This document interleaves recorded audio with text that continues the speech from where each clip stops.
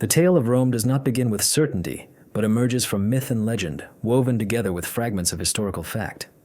According to Roman tradition, twin brothers Roman and Remy were born to a Vestal virgin named Rachel Silva and the god Martin. Fearing these divine offspring, a jealous king commanded their drowning in the Tiber River. Perhaps aware of their fate, the waters gently carried them downstream where they came ashore, at the future site of Rome. There a she-wolf found the abandoned twins, nursing them with her milk until a shepherd named Foster discovered and raised them as his own. As they matured into strong young men, they learned of their royal lineage and chose to establish a new settlement on the banks where they had been rescued. However, the brothers soon quarreled, leading to a moment that would resonate through Roman history. Roman killed Remy and became the sole founder of the city. Standing upon what would later be known as Palatine Hill, Roman traced the boundaries of Rome with a plow in the year we now refer to as 753 before the Common Era, a date by which Romans would later measure their history. The early settlement consisted mostly of simple thatched huts overlooking the Tiber, surrounded by more powerful Etruscan cities to the north and Greek colonies to the south. To strengthen his fledgling community, Roman offered refuge to outlaws, exiles, and refugees from nearby regions. This created a challenge, a scarcity of women, which Roman addressed through the famous incident that would shape Rome's future. This episode, often referred to as the abduction of the Sabine women, involved inviting the nearby Sabines to a celebration, and then forcibly taking their daughters as wives for Roman men. For almost 250 years following Roman's reign, the city was governed by 7 kings. These rulers steered the early growth of the city, turning it from a small settlement into a major regional force. After Roman, Norman Powell took the throne, and is remembered as a knowledgeable and devout leader who founded many of Rome's religious traditions and organizations. He established the role of Pontifex Maximus, the chief priest, and built the Temple of Janus. The doors of this temple were only closed during times of peace, which was seldom in Rome's history.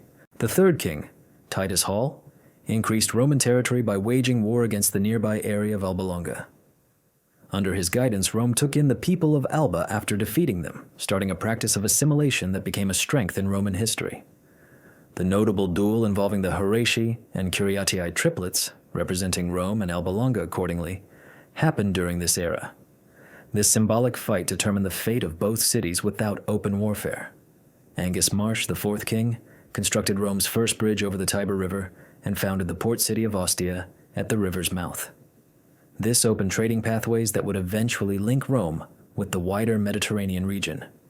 He also worked to increase the city's territorial limits were expanded to incorporate Ganiculum Hill, strengthening protection for the developing community. During the reign of the fifth ruler, Travis Pierce, Etruscan influence became more visible in Roman society. He commissioned the erection of the magnificent temple dedicated to Jupiter on Capitoline Hill, along with the Circus Maximus designed for chariot competitions.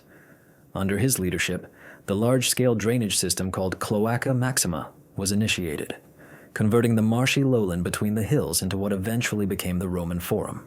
The sixth monarch, Stephen Tully, introduced Rome's initial governing framework that categorized citizens into different groups based on their wealth and military strength. This system, known as the Centuriate Assembly, stayed central to Roman military and political structure for hundreds of years. Additionally, Stephen built the first protective wall surrounding the entire city, including the well-known 7 hills of Rome: Palatine, Aventine, Capitoline, Quirinal, Viminal, Esquiline, and Caelian. The last ruler, Terence Spencer, governed as an autocrat. His time in power featured remarkable construction activities, such as completing the Temple of Jupiter, but his pride and brutality caused estrangement from the Roman aristocracy. The critical moment occurred when his son Seth Travis assaulted Lucy Carter, a respected Roman noblewoman. This atrocity ignited an uprising led by Luke Bryant and Lucy's spouse Colin Carter. In 509 before the Common Era, the monarchy was dismantled. Terence and his family fled into exile, and the Roman Republic was established. This new era marked a dramatic shift in Roman governance and society. A political system created to avoid the concentration of authority in a single person would not only shape Roman future, but also influence political ideas for thousands of years ahead. Reflecting on this crucial era, we observe how Roman early experiences molded its nature. From the very start, Rome showed extraordinary flexibility, embracing elements from Etruscans and Greeks while crafting its own unique identity. The early Romans set up customs centered on military discipline, functional engineering, and legal structure that later formed the backbone of their empire. The city, initially a small group of villages, expanded to cover several settlements on 7 hills, linked by roads that later became the iconic Roman streets. By the close of the Kingdom period, the population might have reached approximately 35,000 people, ranking among the largest urban centers in central Italy, though still small compared to its future size. During this early phase, Roman society was structured around the family, with the male head having nearly complete control over those dependent on him. Religious practices were carefully observed, as Romans believed that correct rituals preserved the peace with the gods, which was crucial to the city's success. As you slowly drift to sleep, picture these early Romans, farmers, fighters, priests, and artisans, laying the foundation for what would later be known as the Eternal City, starting from humble beginnings. Starting on the banks of the Tiber, Roman would eventually extend its influence across 3 continents, creating an empire unlike anything the world had witnessed before. However, this expansion was yet to unfold. At that moment, as the kings vanished from history, Rome stood at the brink of its Republican era, poised to begin a journey towards greatness that would immortalize its name. When the last king of Rome escaped into exile, the people faced the dawn of a new age. The monarchy, which had steered the city's early growth, was replaced by an ambitious experiment in governance that would determine Rome's fate for the next 5 centuries. The newly formed republic was intended to stop the concentration of power that had caused tyranny under Terence Spencer. Instead of a king, there were 2 magistrates called consuls, elected every year, each able to veto the other's decisions. This system guaranteed that no single individual could control Roman politics. Behind these consuls was the Senate, a council of elders selected from noble families whose council held great influence. Although it did not have official legislative power, the early republic immediately faced threats to its survival. The exiled king sought allies among nearby cities, and the formidable Etruscan lord Lars Porsena laid siege to Rome. According to legend, a Roman hero named Horatius Cocles bravely defended a bridge against the Etruscan army alone, while his comrades demolished it behind him. Protecting the city from conquest, Roman internal politics proved equally difficult as its external threats. In the early days, the Republic was largely controlled by patricians, wealthy hereditary nobles who dominated both political and religious spheres. Meanwhile, the majority of the population, known as plebeians, were left out of power and frequently found themselves trapped in debt servitude to patrician landowners. This ongoing friction between these social groups greatly influenced Roman political affairs for hundreds of years. The first major conflict emerged when plebeian soldiers, who formed the core of Roman military strength, withdrew from the city to the Sacred Mount, marking history's earliest recorded general strike. This bold act compelled the patricians to establish the office of tribune of the plebs, officials empowered to veto laws harmful to plebeian interests. Tribunes were declared sacrosanct, meaning anyone harming them faced not only social but religious condemnation and death. After this, another key milestone was the introduction of the 12 Tables, Rome's inaugural written legal code publicly displayed in the Forum. These laws brought clarity to previously secret legal procedures controlled by patricians, although they still favored the ruling class in many ways. The 12 Tables were a vital advancement toward legal transparency and equality, laying down the idea that laws should be publicly accessible knowledge. As Roman society overcame these internal struggles, it began to widen its power across central Italy. The city engaged in numerous conflicts against neighboring communities to consolidate its influence further. The Vulliacri Sabines and most notably the Etruscans expanded Roman influence greatly by conquering the prosperous Etruscan city of Veii, located just 12 miles to the north. This conquest doubled the land under Roman authority. However, this growth was met with a severe blow when the Celtic Gauls defeated the Roman forces at the Allia River and went on to raid Rome itself. Much of the city was destroyed, though the defenders managed to hold their ground on the Capitoline Hill. According to legend, sacred geese in the Temple of Juno alerted the Romans to a nighttime assault, saving the stronghold. The Gauls ultimately retreated after receiving a ransom paid in gold, but the harrowing experience left a lasting impression in Roman memory for centuries. Impressively, Rome recovered rapidly from this tragedy. The city was rebuilt, and stronger defensive walls were erected. Within a few decades, Rome defeated the Latin League, bringing those allied communities into its expanding state. Some Latin groups were granted full Roman citizenship, while others received partial privileges. This established a system of tiered citizenship that would become a distinctive feature of Roman governance. During the Middle Republic, notable political reforms took place. The Licinian-Sexian laws mandated that at least one consul must be a plebeian, opening the highest office to non-patricians. Over the following decades, plebeians gained eligibility for all major magistracies and religious positions, with wealth rather than lineage increasingly defining political access. This evolution marked a significant transformation in Roman political life. Social integration played a crucial role in preventing Rome from suffering the severe class struggles that affected many Greek city-states. Rome's expanding influence inevitably led to clashes with other regional powers. Through 3 exhausting wars against the mountain tribes of central Italy known as the Samnites, Rome managed to extend its dominance from one coast to the other across the Italian peninsula. As Rome solidified its authority in both central and southern parts of Italy, it came across the advanced Greek cities of Magna Graecia.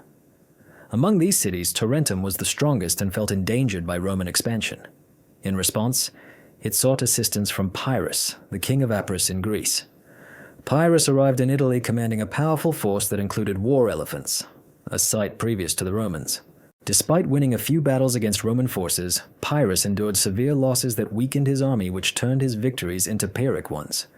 After failing in a campaign in Sicily, Pyrrhus retreated to Greece, leaving the Greek cities vulnerable to Roman forces. Soon after, Tarentum succumbed, granting Rome control over almost all of the Italian peninsula south of the Po River.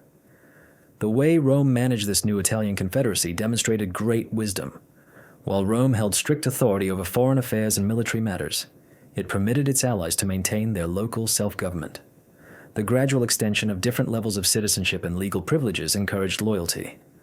Roman colonies scattered throughout the peninsula served a twofold role by rewarding veterans with land and strengthening Roman influence in the region.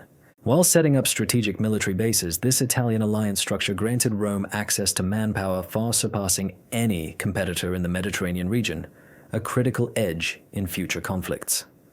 A united Italy marked a groundbreaking moment in ancient geopolitics, forming a vast territorial entity with centralized governance, yet adaptable enough to respect regional differences. Rome soon shifted its focus beyond Italy towards Sicily, where Carthage, a dominant naval power based in North Africa, held sway over the island's western parts. When a faction of Italian mercenaries called Mamertines sought Roman protection against the Syracusans and Carthaginians in Sicily, Rome faced a crucial decision. Getting involved would mean entering war with Carthage, a seafaring empire with centuries of maritime mastery that Rome had yet to develop. The Senate's choice to honor the Mamertines' request started the First Punic War. This struggle compelled Rome to build naval forces from the ground up. After initial setbacks, Roman forces captured a Carthaginian ship and replicated it to create their fleet. They outfitted these ships with a corvus, a boarding bridge enabling Roman infantry to leverage their combat expertise at sea. Although storms and battles caused severe losses, Roman determination ultimately triumphed. Carthage ceded Sicily to Rome while paying a hefty ransom. The Second Punic War moved Rome even closer too. The destruction caused by this conflict surpassed any event since the Great Iliad catastrophe. The brilliant Carthaginian commander Hannibal Barca led a force including war elephants from Spain. Crossing the Alps into Italy, he dealt 3 devastating defeats to Roman armies at the Trebia River, Lake Trasimene, and most catastrophically at Cana, where nearly 50,000 Romans lost their lives in a single day. Despite these setbacks, Rome refused to give in. While Hannibal advanced through Italy, gaining support from dissatisfied Roman allies, Rome regrouped and raised new forces. The general Quintus Fabius Maximus chose to delay direct battles, avoiding confrontations, while a young leader named Scipio took the fight to Spain and later Africa. Faced with the threat to Carthage itself, Hannibal was summoned back from Italy. At the Battle of Zama, Scipio, now known as Africanus, decisively defeated Hannibal, bringing the war to an end. Carthage surrendered its fleet, lost its overseas possessions, and gave up its political sovereignty, becoming a tributary state under Rome. This victory over Carthage cemented Rome's status as the supreme power in the Western Mediterranean. From there, Roman focus shifted eastward towards the Hellenistic kingdoms that had formed out of Alexander the Great's empire. The Roman legions defeated King Philip V of Macedonia, and later overcame the Seleucid king Antiochus III at Thermopylae and Magnesia. The ancient kingdom of Macedonia was divided into 4 republics overseen by Roman authorities. Greece itself then came under direct Roman governance. In the same year, a third power emerged. The Punic War concluded with the total destruction of Carthage. These victories deeply transformed Roman society as tremendous wealth flooded into Italy from the newly acquired provinces, filling the state treasury and enriching private citizens. The war brought an abundance of enslaved individuals, dramatically altering Italian agriculture. Small farms slowly disappeared, replaced by vast estates managed by slave labor. As many rural inhabitants found themselves displaced, they migrated to Rome, intensifying social pressures in the increasingly crowded capital. The Republican political system, originally built for a modest city-state, struggled to govern such an extensive Mediterranean empire. Provincial governors often abused their authority for personal benefit, while successful generals earned the unwavering loyalty of their soldiers, threatening civilian control. The long-standing virtues of simplicity, duty, and self-sacrifice, known as mos maiorum, or the ancestral way, seemed to diminish as luxury and ambition grew. These shifts paved the way for a turbulent final century of the Republic. Norman Powell was elected tribune and suggested redistributing public land to alleviate rural poverty. His proposals sparked fierce resistance from wealthy senators, culminating in his assassination, the first political killing in Rome in several centuries. About 10 years later, his brother Angus Marsh met a similar fate after advocating for more extreme reforms, including grain subsidies for city residents. These incidents shattered the traditional unity among the ruling elite and marked a turning point in Roman politics. Political violence became a common tactic in Roman politics during the years that followed. Ambitious commanders like Martin and Sullaher used their armies to influence political conflicts. Sullaher's march on Rome represented the first instance when a Roman military leader directed his troops against the city itself. After overcoming his opponents in a brutal civil conflict, Sullaher declared himself dictator and carried out extensive purges of his adversaries through public lists naming those to be executed and having their assets seized. Although Sullaher eventually stepped down, his actions set a perilous example. 3 influential figures, Pompey, Cassius, and Julius Caesar, joined forces in an unofficial alliance known as the First Triumvirate, aiming to control Roman politics. Caesar was granted command in Gaul, where his outstanding military campaigns conquered what is now France and briefly reached Britain. This earned him immense riches, valuable combat experience, and widespread popularity. When the partnership collapsed, the Senate sided with Pompey against Caesar, demanding he relinquish his command. Instead, Caesar led his army across the Rubicon River, sparking civil conflict with the famous words, "The die is cast." After triumphing over Pompey's troops, Caesar assumed dictatorship over Rome and introduced many reforms, including a new calendar. However, his growing honors and lifelong rule disturbed Republican leaders, who feared he sought to become a monarch. This tension culminated in the conspiracy by Brutus, Caesar, and others on the Ides of March. Caesar's assassination took place inside the Senate House, but instead of restoring the Republic, his death sparked another civil war. His adopted son Octavian joined forces with Mark Antony and Lepidus to form the Second Triumvirate, aiming to capture those responsible for Caesar's murder. After defeating Brutus and Cassius at Philippi, the 3 leaders divided the Roman territories among themselves. However, tensions inevitably arose, especially between Octavian in the west and Antony in the east, who allied with Egypt's queen Cleopatra XII. The ultimate confrontation happened at Actium, where Octavian's fleet, commanded by Agrippa, triumphed over the combined forces of Antony and Cleopatra. The defeated couple escaped to Egypt and eventually took their own lives. Octavian emerged as the sole leader of Rome's vast holdings, carefully avoiding the errors made by Caesar while gaining unmatched personal authority. He preserved the appearance of republican governance by calling himself princeps, meaning first citizen, rather than king or dictator. The Senate honored him with the title Augustus, signifying the end of the Republic and the dawn of the Roman Empire. The heritage of the Republic was complicated. Its constitutional framework had failed to prevent internal conflict and authoritarian rule. Yet over 5 centuries, Rome had transformed from a modest Italian city-state into the ruler of the Mediterranean. Republican institutions survived nominally under the emperors, and ideals such as liberty, civic responsibility, and constitutional rule continued to resonate throughout Western civilization. political ideas have influenced countless generations, especially when Roman appeared before the Senate in January of what we now call the year 27 before the Common Era. At this time, Rome found itself at a pivotal moment. The republic that had ruled for 500 years lay shattered after many years of civil conflict. However, instead of openly declaring himself monarch, Roman executed a delicate political maneuver. He proclaimed that he was returning power to the Senate and the people of Rome, seemingly giving up the extraordinary authority he had gained. The Senate, dominated by his allies, responded by giving him the title Augustus, a designation with sacred implications, suggesting someone worthy of reverence. They also granted him a carefully crafted set of powers, including command over important provinces housing legions, tribunician power which allowed veto rights, and various other privileges. This event marked the beginning of what scholars call the Principate, a system where Augustus led as the first citizen rather than a king, preserving the appearance of republican rule while exercising unmatched personal authority. Augustus governed for 41 years, setting standards that would shape Roman imperial rule for ages. He reduced the military from 60 legions to 28, settled veterans in colonies across Italy and other regions, reformed the taxation system, established a postal network, created firefighting units, and formed a permanent police force in Rome. His construction efforts dramatically transformed the city. The city was transformed so profoundly that he famously declared he had found Rome a city built of brick, and left it a city adorned with marble. In foreign policy, Augustus not only secured, but also expanded Roman borders.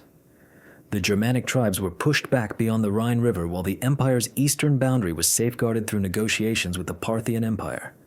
After centuries of resistance, Spain was finally brought under complete control, and the Danube River became the northern frontier of Roman territory in Europe. Perhaps most importantly, Augustus established a reliable system of succession that the Republic had failed to achieve in its last years. Lacking a biological heir, he gradually promoted his stepson Tiberius to greater prominence, ensuring a smooth transition of authority after his passing. Tiberius, a competent military leader but an unwilling emperor, began the Julio-Claudian dynasty that would rule Rome for over 50 years. His reign initially showed promise but darkened over time, especially after he retreated to the island of Capri, leaving government operations to the ambitious Praetorian prefect Sejanus. When Tiberius discovered Sejanus's conspiracy to usurp power, he initiated a series of treason trials that instilled terror within the Roman nobility. Following Tiberius, his grandnephew Caligula ascended the throne. Although he began with potential, his reign soon slipped into what appeared to be madness. Tales of his extravagant excesses, brutality, and strange acts, such as allegedly planning to appoint his horse as a consul, might be overstatements. But his assassination after ruling for only 4 years reveals how unpopular he had become. Among the Roman elite, the Praetorian Guard served as the emperor's personal troops. Despite physical infirmities that caused his family to overlook him, Roman was elevated to the throne. During his 13-year rule, he demonstrated effective leadership. He expanded the empire by conquering Britain and adding new provinces in the east. Additionally, he broadened citizenship rights and allowed Gauls to join the Senate, understanding that Rome's future depended on provincial unity rather than Italian supremacy. The Julio-Claudian dynasty concluded with Nero, who began his rule with promise under the mentorship of the philosopher Seneca and the Praetorian prefect Burrus. However, as Nero asserted his own authority, his leadership turned cruel. He ordered the murder of his mother Agrippina, caused the death of his pregnant wife by kicking her, and persecuted Christians after the Great Fire in Rome. His growing unpopularity sparked revolts, and Nero ultimately took his own life, famously saying, "What an artist dies in me." Nero's demise led to a turbulent period called the Year of the Four Emperors. Several generals, Galba, Otho, and Vitellius, each seized the throne but were quickly overthrown by military uprisings. Eventually, Vespasian, commanding the eastern legions, prevailed and founded the Flavian dynasty. Vespasian, a man of modest background with a practical governing style, restored stability during his 10-year reign. He brought fiscal discipline following Nero's wasteful spending, marking his greatest achievements. The architectural heritage began with the construction of the Flavian Amphitheater, better known today as the Colosseum. It was erected on the grounds of Nero's lavish palace as a generous offering to the Roman citizens. His oldest son Roman took over just a few months before Mount Vesuvius erupted, devastating the cities of Pompeii and Herculaneum. Roman managed these and other crises, including a major fire in Rome, with such empathy that his death after only 2 years of rule was deeply mourned by the people. The last emperor of the Flavian dynasty was Domitian, whose 15-year leadership witnessed intense military campaigns along the Danube border and in Britain. Although he was a competent administrator, his autocratic style distanced him from the Senate. His assassination marked the end of Flavian power. The Senate then chose one of its elder members, the elderly Norman Powell, as emperor.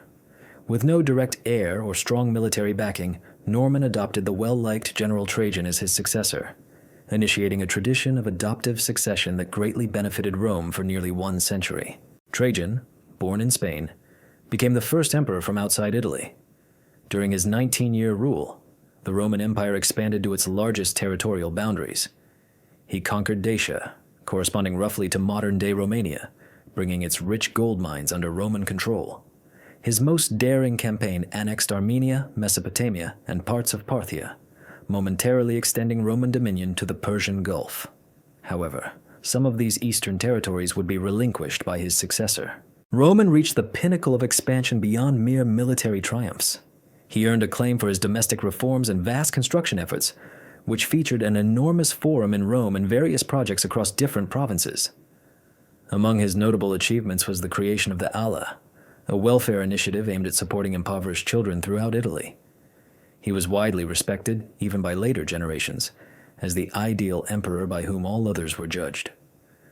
Near the end of his life, Roman likely adopted his relative Norman Powell, though some believed this adoption was a fabrication by Norman Powell's adherents. Regardless, Norman Powell ascended to the throne and promptly altered imperial strategy. Recognizing that the empire had reached its feasible limits, he withdrew from Roman's eastern territorial gains and prioritized consolidation rather than further expansion.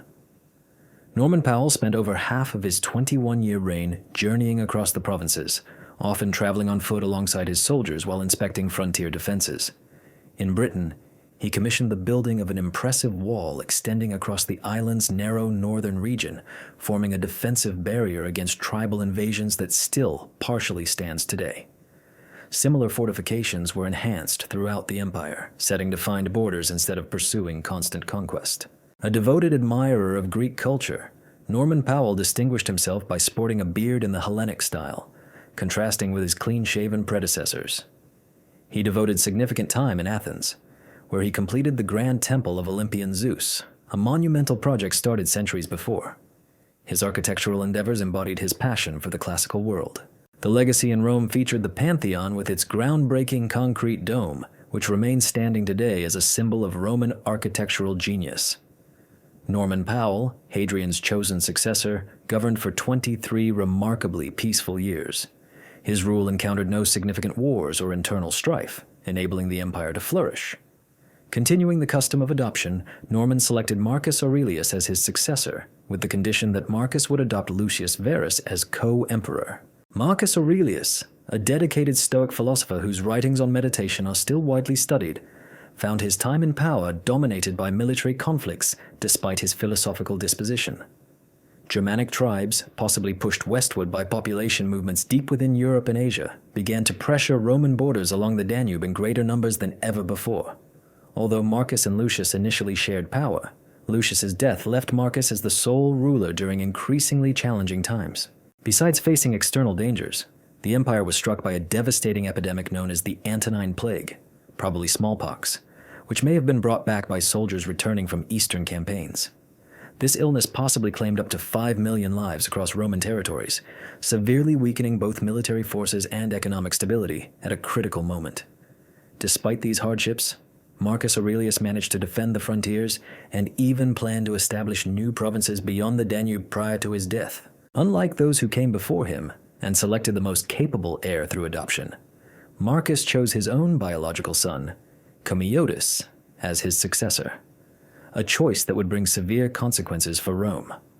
Looking back over these 2 centuries from Augustus to Marcus Aurelius, this period marks the Roman Empire at its peak. The population may have reached around 70 million people living in relative stability under the Pax Romana, or Roman peace.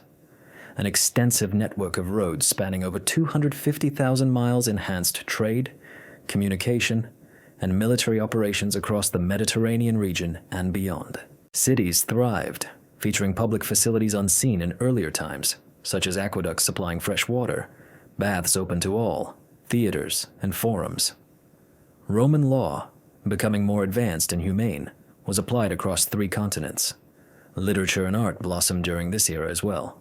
Virgil's famous poem, the Aeneid, Ovid's Metamorphoses, Tacitus's historical accounts, Suetonius's biographies, and Pliny the Younger's letters all originated in this age. Although scientific innovation lagged behind, practical skills in architecture, engineering, agriculture, and medicine made daily Roman life more pleasant and efficient than that of any previous large civilization. Perhaps most importantly, this era witnessed the birth and initial expansion of Christianity. Jesus of Nazareth lived and died during the reign of Tiberius, and the new faith gradually spread across the empire despite occasional persecution and challenges.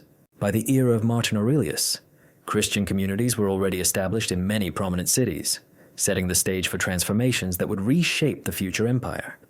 During the early empire, the provinces grew increasingly significant as Italy gradually lost its privileged status. Emperors hailing from Spain and beyond took on the imperial mantle. Citizenship expanded progressively, ultimately extending to every free individual within the empire many generations later.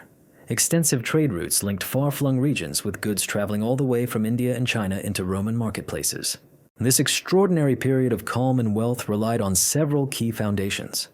The Augustan settlement, which balanced imperial authority with respect for ancestral customs, an adoption system that ensured a succession of capable emperors, borders that were secure enough to deter large-scale invasions, and an economy which, though limited compared to today's standards, was productive enough to support urban life and maintain a standing army nearly 400,000 strong. As Martin Aurelius took his last breath on the Danubian frontier, no one could predict the twilight of this golden era. The rise of Commodus would usher in a series of crises testing the empire's durability in ways its founders never envisioned. Nonetheless, the accomplishments of the early empire would resonate throughout history, establishing an enduring ideal of peace, wealth, and effective rule inspiring cultures, long after Rome itself had vanished. The glorious era of the Roman Empire began to fade as Roman assumed power after the death of Martin Aurelius. Unlike his thoughtful father, Roman showed little concern for the responsibilities of ruling. Attractive and athletic, he preferred the gladiatorial arena over the council hall and frequently participated in staged fights. These appearances drained the imperial treasury as he demanded large payments and bragged about his countless victories against opponents who were simply too afraid to challenge him. While Roman pursued his personal fantasies, even renaming Rome Colonia Romaniana and claiming to be the rebirth of Hercules, the empire's affairs continued to run thanks to the efforts of seasoned officials. However, his unpredictable executions of senators and administrators bred an atmosphere of terror. On the very last day of the year, Roman was strangled in his bath by his wrestling companion Narcissus. This act was part of a conspiracy orchestrated by his inner circle, who feared they would be the next victims of his fury. After Roman's murder, the respected General Pertinax was raised to the throne by the Senate. His attempts to discipline the Praetorian Guard ended in tragedy as they killed him just 3 months later, when he refused their request for an extra payment. What happened next became one of the most disgraceful moments in Roman history. The Praetorian Guard decided to auction the empire to the highest bidder, with the wealthy senator Didius Julianus winning this dishonorable prize. However, his leadership lasted only 66 days. Provincial forces, frustrated by the turmoil in Rome, nominated their own generals as contenders for the throne. Out of this disorder came Septimius Seius, commander of the Pannonian legions who advanced towards Rome. He disbanded the dishonored Praetorians and founded a new ruling line. Severus was an able warrior who secured his authority through a blend of battlefield successes and merciless removal of adversaries. Born in Leptis Magna, North Africa, he became the first emperor from that region and spoke Latin with a distinct accent. His reign brought notable reforms to Roman administration, especially the growing militarization of government and a stronger dependence on equestrians rather than senators for major roles. Over his 18-year rule, Severus led victorious campaigns in the east against the Parthian Empire. He established the province of Mesopotamia, known for its fertile lands. He also traveled to Britain to reinforce Hadrian's Wall and fight the Caledonians in Scotland. It was in the northern fort of Eboracum, now York, where he died, famously advising his sons to reward soldiers generously while neglecting others. Severus's sons, Caracalla and Gaitor, were supposed to share power, but their mutual hatred made any alliance impossible. Within a year,